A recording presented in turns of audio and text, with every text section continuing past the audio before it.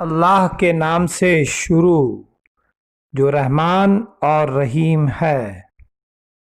سورہ البقرہ آیت 232۔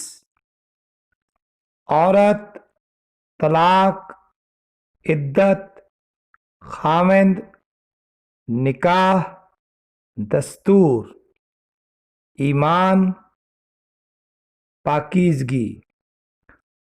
اور جب تم اپنی عورتوں کو طلاق دو اور وہ اپنی عدت پوری کر لیں تو انہیں ان کے خاوندوں سے نکاح کرنے سے نہ روکو جبکہ وہ آپس میں دستور کے مطابق رضامند ہوں۔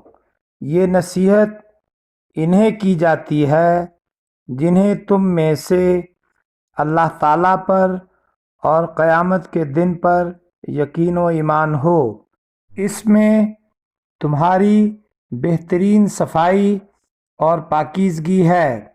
اللہ تعالیٰ جانتا ہے اور تم نہیں جانتے۔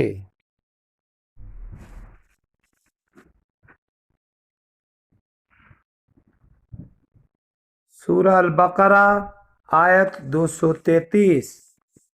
ماں، اولاد، دودھ، روٹی کپڑا، وارث۔ اللہ سے ڈرو۔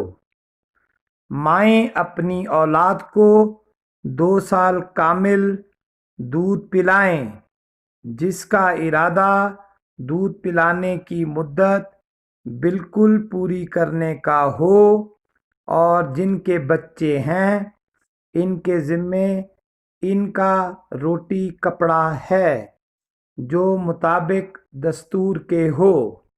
ہر شخص اتنی ہی تکلیف دیا جاتا ہے جتنی اس کی طاقت ہو۔ ماں کو اس کے بچے کی وجہ سے یا باپ کو اس کی اولاد کی وجہ سے کوئی ضرر نہ پہنچایا جائے۔ وارث پر بھی اسی جیسی ذمہ داری ہے۔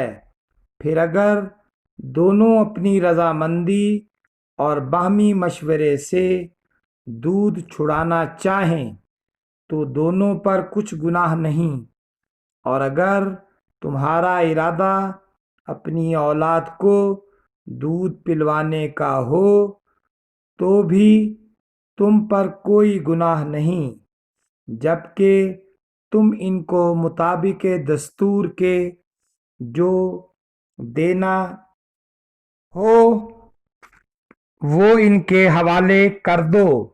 اللہ تعالیٰ سے ڈرتے رہو اور جانتے رہو کہ اللہ تعالیٰ تمہارے اعمال کی دیکھ بھال کر رہا ہے۔